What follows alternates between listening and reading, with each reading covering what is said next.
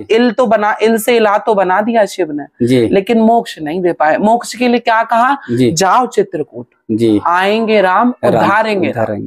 तो वही राम आए, उद्धार करके गए, वरदान देके गए। लेकिन आज वहाँ देवता ऋषि मुनि 25-30 हजार यज्ञ सब चीज हो रहा है वहाँ। सिर्फ वहाँ एक व्यक्ति नहीं है जी, वहाँ आदमी भी है, औरत भी है, काम वाले भी है, सब चीज है वहाँ। सिर्फ एक व्यक्ति नहीं है, कौन है वो? जी। और जब वो किन्नर वहां नहीं होगा, वह काम सफल कैसे होगा? जी जी। राम भक्त वंदन कार्यक्रम में आज ऐसे राम भक्तों का दर्शन कराने जा रहा हूं जिन्हें वास्तव में 14 वर्ष का वनवास नहीं मिला, लेकिन 14 वर्ष के वनवास की तरह ही वनवास उन्होंने सहन किया। भगवान राम 14 वर्ष वनवास गए और उन्होंने सभी से कहा कि नर नारी वापस जाओ। नर नारी चले गए, लेकिन किन्नर समाज के लोग वहीं पर प्रतीक्षा करते रहे, 14 वर्ष तक इंतजार करते रहे कि मेरे प्रभु आपने मुझे वापस जाने के लिए नहीं कहा। और जब 14 वर्ष बाद वनवास से लौटे प्रभु राम, तो उनकी आंखों में आंसू छलक गए और उसी समय वरदान दिया किन्नर समाज को कि आप जिसको भी आशीष दोगे, जिसको भी शुभकामनाएं दोगे, जिसके लिए भी मंगल गीत गाओगे, उनका घर धन धान से भर जाएगा। ऐसे परम राम भक्तों को कौन नमन नहीं करेगा, जिन्होंने भरत की तरह 14 वर्ष तक प्रतीक्षा की, लेकिन आज उनका मन मायूस है, आज उनका मन दुखी है, क्योंकि मंगल गीत गाने वाले किन्नर समाज के ये सभी लोग प्रतीक्षा कर रहे हैं कि 22 जनवरी को उनको बुलाया जाए, 22 जनवरी को अयोध्या जाएं और वो भी मंगल गीत गाएं। जिस किन्नर समाज के लोगों ने 14 वर्ष तक वनवास सहन किया, अयोध्या में सरयू नदी के किनारे प्रभु राम के लिए प्रतीक्षा करते रहे, आज उनके चेहरे मायूस हैं, आज उनके चेहरे उतरे हुए हैं कि मेरे राघव सरकार, मेरे प्रभु, मेरे मर्यादा पुरुषोत्तम श्री राम आ रहे हैं, हम कैसे उनकी अगवानी नहीं करें, हम क्यों नहीं उनके लिए मंगल गीत गाएं। तो काश अगर इन्हें भी आमंत्रित किया जाता, प्रधानमंत्री जी इन्हें भी आमंत्रित करते हैं, जहां देश के सारे बड़े बड़े दिग्गज आ रहे हैं, तो ये कह रहे हैं कि प्रभु राम के चौखट तक केवल इन्हें पहुंचा दिया जाए, वहीं से वो वंदन करेंगे, वहीं से नमन करेंगे और लगेगा कि इनका 14 वर्ष का त्रेता युग का वनवास और 500 वर्ष का कलयुग का वनवास वो खत्म हो जाएगा। तो आइए बात करते हैं इन राम भक्तों से कि इनके मन में क्या इच्छा है और कैसे प्रभु राम के दर्शन को ये जाना चाहते हैं। जी वैशाली जी, बहुत बहुत धन्यवाद, बहुत बहुत आप सबको मंगल कामनाएं, क्योंकि राम जी के सबसे परम भक्त आप हैं। आपने तो भरत भैया की तरह 14 वर्ष का वनवास स्वीकार किया। तो पहले मैं चाहूंगा कि इन सब का अपने साथियों का परिचय कराएं, इंट्रोडक्शन। आप सभी को जय श्री राम। मैं किन्नर एकता समिति की महासचिव, ये मेरे गुरु शिवम किन्नर जी राष्ट्रीय अध्यक्ष जी, और ये सदस्य हैं, और वो राष्ट्रीय उप महासचिव दीपिका किन्नर जी। जी जी जय श्री राम। हाँ हाँ जी जी। तो मर्यादा पुरुषोत्तम श्री राम जब गए तो उसकी कथा कहानी एक बार सभी को बताएं। 14 वर्ष का जब वनवास गए थे। शुरू से आपको बताना चाहूंगी, मेरा अस्तित्व तो राम युग से भी पहले था, लेकिन कहते हैं ना कि जिस जगह हमें आधार मिलता है वह जगह हमारे लिए बहुत महत्वपूर्ण होती है। हम शिव युग से भटकते रहे, लेकिन राम तो आए उद्धार करने थे। राम युग में हमारा उद्धार हुआ। राम जी वनवास के लिए प्रस्थान करते हैं माता कैकेयी के कहने पर, जब उन्होंने अपने 2 वचन मांगे थे। तो राम जी, लक्ष्मण जी, सीता मैया वनवास के लिए प्रस्थान करते हैं। तो किन्नर समाज वहीं प्रस्थान जब उनके साथ उनके राज्य से निकलता है, तो बहुत सारी पब्लिक उनके साथ होती है, किन्नर भी, नर भी, नारी भी। तो जब वो सरयू के घाट पे वहां जब चित्रकूट में पहुंच जाते हैं, तब वो कहते हैं नर नारी से कि आप सभी नर नारी यहाँ से चले जाएं और अपने गंतव्य को प्रस्थान करें और अपना जीवन सुखी से आप जिएं। मेरी माँ का जो प्रण है मैं उसको जरूर पूरा करूंगा। तो जब उन्होंने नर नारी को तो कह दिया, लेकिन किन्नर हम ना नर हैं ना नारी हैं, हम तो दोनों से मिलके बने हैं। तो किन्नर समाज वहीं रुक जाता है और 14 वर्ष जब वो अपना संघर्ष वहां अपना चित्रकूट में अयोध्या जी में और आसपास जहाँ उनका पराक्रम है वहां वो अपना जीवन व्यतीत करते हैं। जी। फिर जब वो रावण का संहार करके पुनः वापस अयोध्या की तरफ आते हैं, जब उनका पुष्पक विमान ऊपर से जा रहा होता है तो जी। उनकी निगाह किन्नर समाज पे पड़ती है, जो एक शिलाएं बन गई थी मिट्टी की, जिन्हें हम मिट्टी के जो समाधियां जिस तरीके से बोलते हैं, वो जो हमारे बड़े बुजुर्ग थे उनके ऊपर मिट्टियां जम गई थी, घास उपज आई थी। तो वो बोलते हैं जैसे माँ वो थी अहिल्या मैया को, ऐसे ही हमारा किन्नर समाज वहां पड़ा रह गया था। तो वो देखते हैं कि ये कौन है जी। तब वो अपने आशीर्वाद से उनको ठीक करते हैं, उनका असल रूप में उनको वापस लेके आते हैं और कहते हैं कि हमने तो कहा था आप सभी चले जाइए। तो वो कहते हैं जी कि आपने कहा था कि नर नारी चले जाएं, लेकिन हम तो किन्नर हैं, हम कैसे चले जाते हैं। तब किन्नर समाज को बहुत खुश हो जाते हैं, वो बहुत ज्यादा बोलते हैं कि जगत जगत में नाम अपारा, कलयुग में होगा नाम तुम्हारा। तो यही वाली एक परंपरा हमारे समाज की है।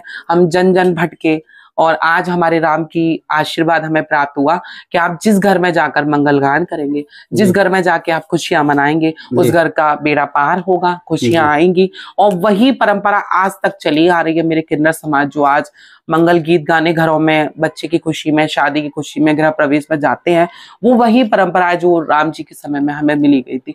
लेकिन आज हम 500 साल बाद सोच के देखिए ना, 5 पीढ़ी यानी कि मेरे दादाजी, मेरे उनके भी दादाजी, तो 5 पीढ़ी हमारे सिर से होके गुजर गई। और मेरे बाबा, मेरे परबाबा, किसी ने या मेरी दादी ने, हमारे यहाँ मतलब मैं आपकी भाषा में बोल रही हूँ, हमारे गुरु, हमारे दाद गुरु, वो कभी नहीं देख पाए इस चीज को।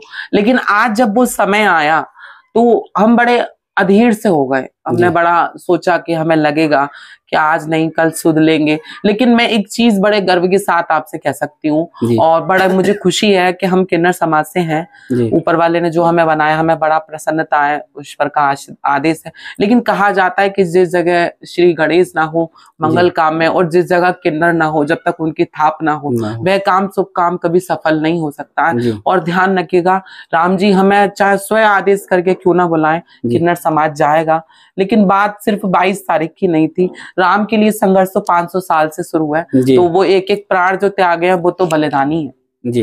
लेकिन हमें ये था कि जो एक परंपरा राम जी ने शुरू करी जी, जो शिव जी ने शुरू करी थी, और मैंने अभी आपको वो युद्ध वाला वर्णन आपको मैंने अच्छे से दिखाया, और मैं आपको वही चीज दिखाऊंगी अभी लाइव के मामले से, लाइव के माध्यम से, कि लोग जाने कि हम कब से हैं, कब से हम यहाँ पर हैं, और हमारे साथ क्या क्या कैसे कैसे उस जमाने में हुआ। ये आप दिखाइएगा अपने कैमरे में जी, शायद आपको आवाज आ पाए। आप सबके सामने प्रतिज्ञा करके कहता हूँ कि आज संग्राम में देवता, किन्नर, गंधर्व और चारणों सहित तीनों लोगों के प्राणी राम का रामत्व देखेंगे। ये जब वह वीडियो है जब रावण से महासंग्राम हो रहा था महाप्रभु का, तो जब उन्होंने 3 बार समझाने के बाद रावण ने उनकी बात नहीं मानी कि हम आपके प्रस्ताव को स्वीकारते नहीं है, तब उन्होंने समुद्र के तट पर ये प्रण लिया था कि नाग, तच्छ, किन्नर, गंधर्व। तो हम अब से नहीं है जी जी, बहुत पुरातन समय से है।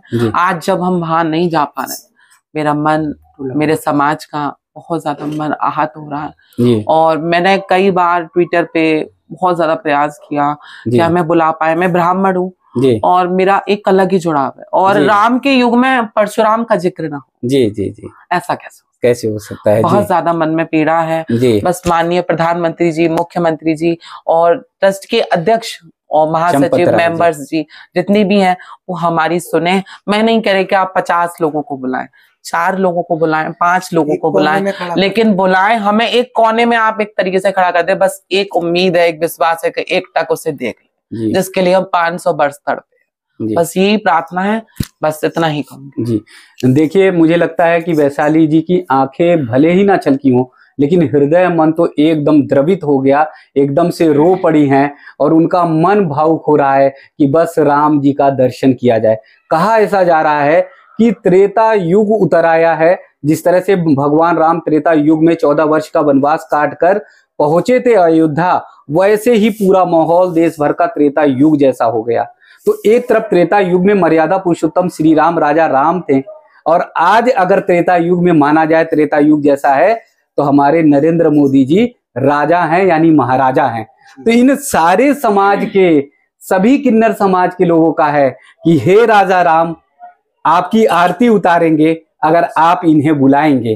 तो प्रधानमंत्री जी से निवेदन है, बहुत करबद्ध निवेदन है। इनकी पीड़ा, इनकी वेदना, इनका दर्द इतना अपूर्व है, इतना अधिक है कि निश्चित तौर पर इन्हें बुलाना चाहिए, इन्हें आमंत्रित करना चाहिए। समाज के वो अभिन्न अंग है जिन्हें 14 वर्ष के वनवास के बाद स्वयं प्रभु राम ने आशीर्वाद दिया है। तो इसलिए इनकी तकलीफ, इनका दर्द वास्तव में नियमतः जो है वो सही है कि इन्हें आमंत्रित करना चाहिए। जी, इससे पहले कभी अयोध्या जाना हुआ आप लोग का?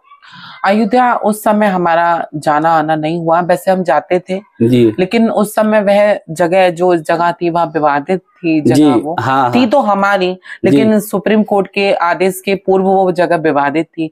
वहां हमारे भक्त, हमारे साथी और हमारे आचार्य, प्राचार्य, सभी लोग, वहां लालसा होती थी उनके मन में जी, कि एक टक जंगले से ही क्यों ना सही झाँक तो ले कि जी, कैसा है रामलला मेरा। जी, जी, हम राम जी बहुत कम कहते हैं, मैं अपने मुख से राम जी बहुत कम कहती हूँ, रामलला। क्योंकि रामलला। हमने ना, हम बेशक उनके बच्चे सही, कहते हैं ना कि बच्चों जी, की भावना से अगर प्रभु को मानेंगे तो जी, वो प्रभु हमारे लिए सब कुछ करेगा। अगर हम उसे भगवान मानेंगे, उसके लिए करोड़ों भक्त हैं। मैं बड़े जी, प्यार से उनको रामलला कहती हूँ। जी, जी, जी, तो आज से, अब वही जटायु जी ने भी एक बार जिक्र करा था जब वो उड़ के जा रहे थे, जी, तो सीता माता का जब हरण करा था, जी, कि जब वहां वो निकल के जा रहे थे, वहां किन्नर की एक कुटिया बनी थी। रामायण में छोटा सा जी, एक उपदेश दिया उन्होंने कि जब वो निकल के जा रहे थे, किन्नर समाज से पूछा तो कहते कि एक दुराचारी जी, ऊपर से उनको लेके गया है। तो उस समय भी किन्नर थे। ये बनी बनाई कहानियां नहीं, हम शास्त्र की आपको बता रहे हैं। जी, बस माननीय प्रधानमंत्री जी, आपने हमें सब कुछ दे के भी नहीं दे पाए आप। मैं आपसे यही कहूंगी कि आप मुझे रोटी, कपड़ा, मकान, आप सब कुछ सरकार में हमें मिल रहा है, खुशी है, जी, लेकिन जो हमारी जगह थी, कहते ना कि इंसान के पास कितनी भी दौलत जी, शौहरत हो, जाना शमशान घाटी होता है, जी, जी, तो वो हमारा मुक्ति का द्वार था। रामधाम। तो वहां हमें अयोध्या जी, जी, श्री राम जन्मभूमि में नहीं बुलाया गया। जी, और मेरी आत्मा बस एक ही कष्ट में है जी, कि जो राम ने गलती नहीं करी थी वो जी, मोदी जी कैसे कर। जी, जी।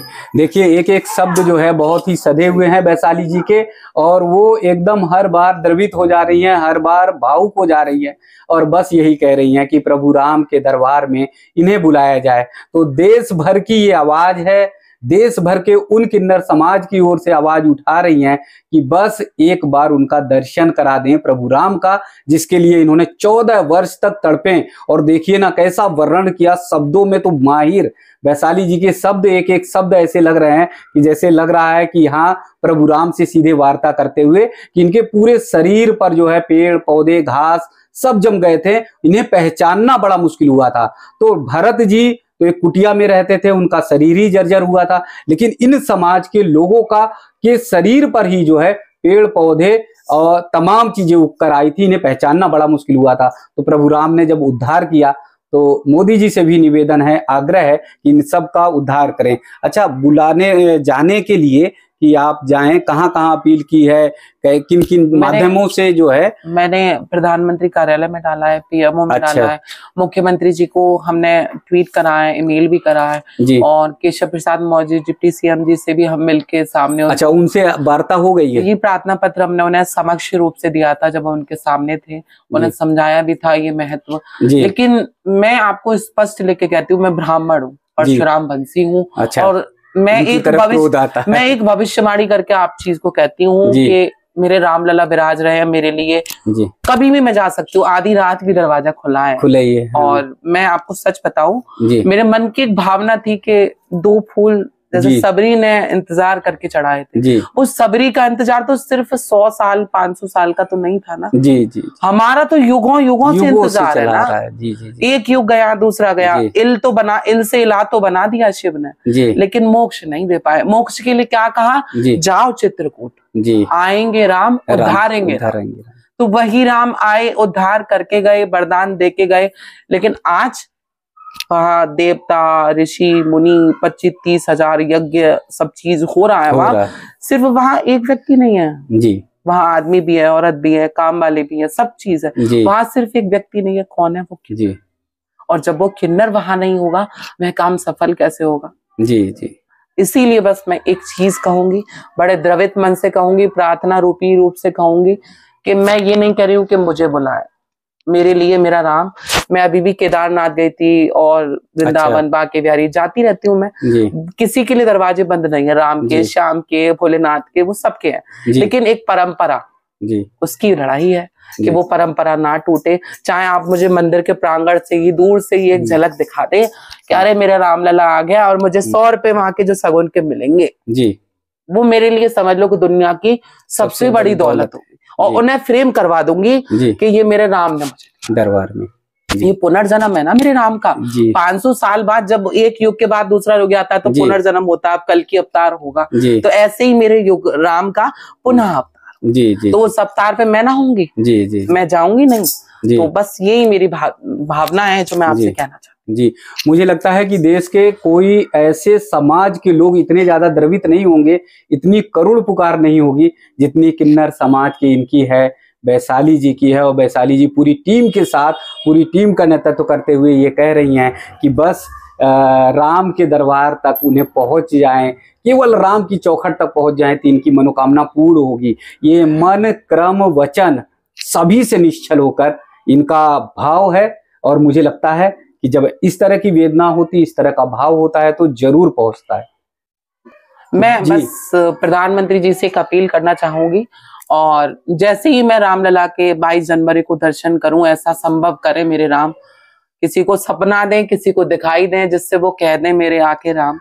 और जिस घड़ी चौखट पे सिर रखूं उस घड़ी मेरे प्राण निकले। अरे नहीं, बस मेरी यही विनती है कि ये जीवन तो आएगा जाएगा, कोई स्थिर नहीं है, लेकिन बस राम से दूर होने का पाप मेरे सिर पे ना मुझे दें, बस इतना ही कहूंगी। जय श्री राम। जी, देखिए एकदम जो है मन इनका भावुक है और ये कह रही हैं कि चाहे राम के दरबार पर, राम के चौखट तक पहुंचते पहुंचते प्राण समर्पित कर दें, लेकिन एक बार राम का दर्शन उन्हें हो जाना चाहिए।